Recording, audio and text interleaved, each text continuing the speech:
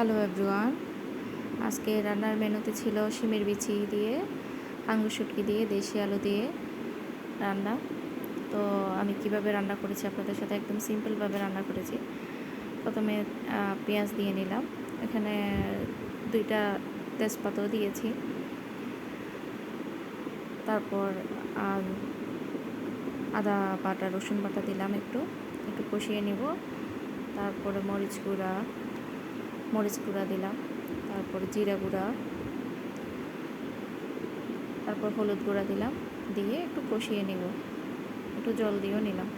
তারপরে কেটে রাখা টমেটো দিয়ে দিলাম, আঙ্গুর শুটকিগুলো দিয়ে দিলাম, দিয়ে একটু কষিয়ে নেব।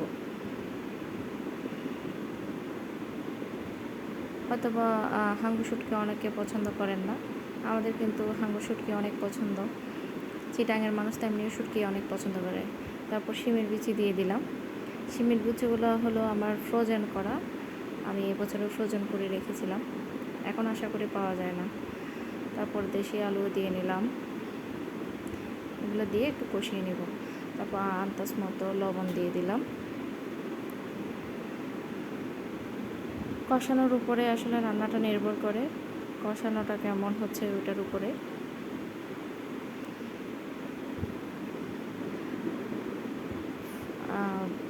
এখন একটু দেখে নিব বিচিগুলো ফুটেছে কি না। হ্যাঁ, আমার বিচিগুলো একদম ফুটে গিয়েছে। এরপরে জিরা গুঁড়া দিয়ে নামিয়ে ফেলব। একদম সিম্পল রান্না, আপনাদের কেমন লেগেছে জানাবেন।